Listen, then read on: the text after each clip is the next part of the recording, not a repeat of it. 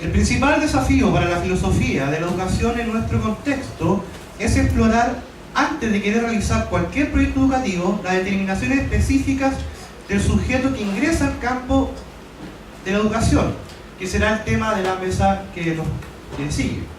Así como también el carácter de las exigencias técnicas epocales que se le presentan a la educación, que será nuestro objetivo, para así poder determinar las modulaciones que debiesen presentar las prácticas y los proyectos educativos.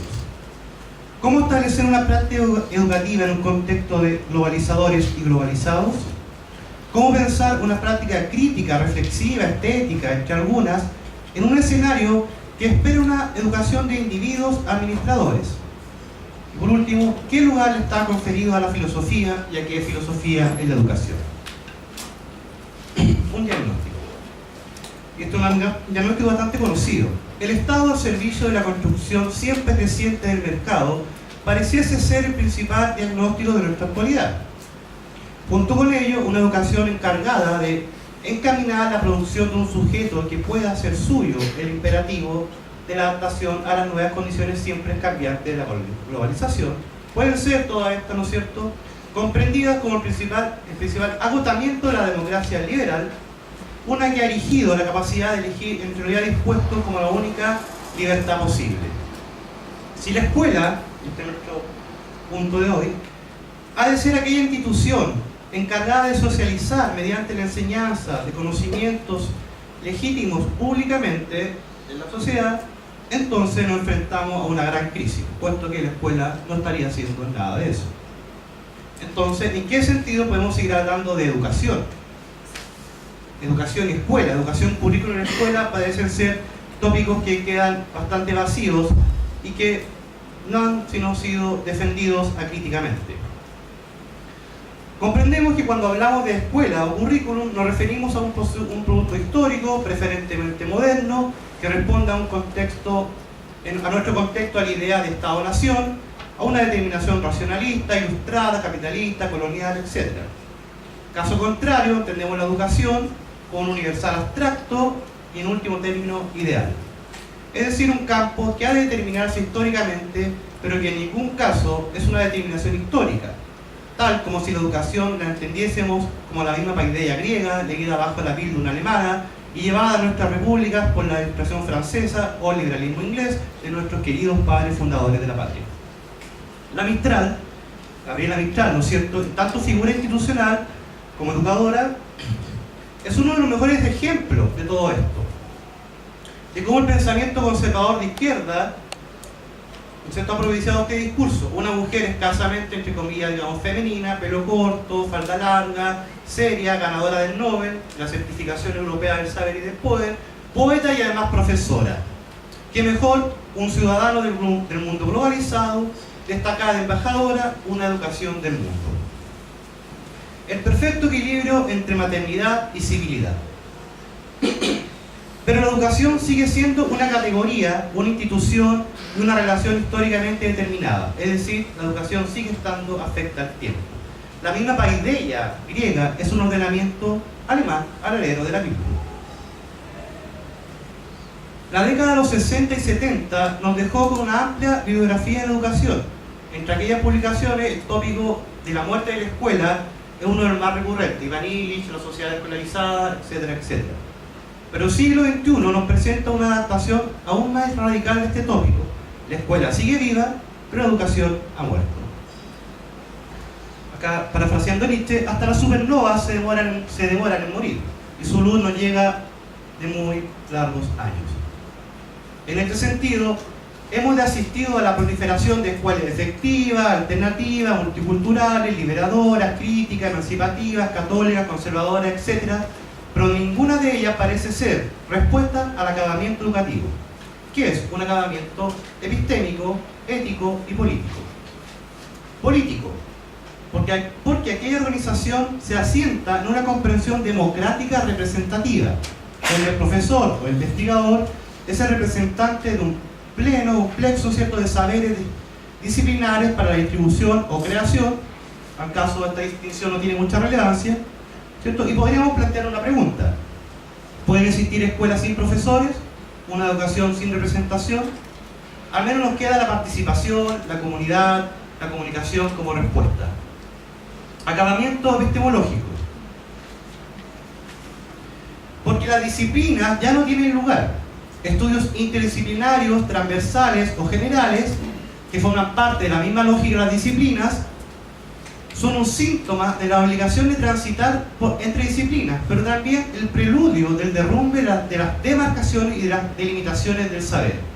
Pero aún nos queda, y podemos, ¿cierto?, enfocar nuestra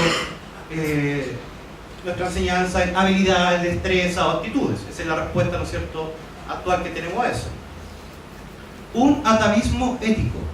La educación como tal se nos presenta en nuestro querido contexto, escapa muy difícil, ¿no es cierto?, del interrogante que Augusto Salazar Bondy señalaba como el rango moral de la educación.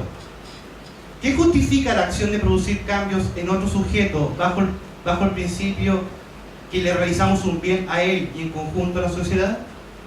Emprendimiento personal, individualismo posesivo, etcétera, etcétera, tampoco deja mucho lugar para contestar esta pregunta.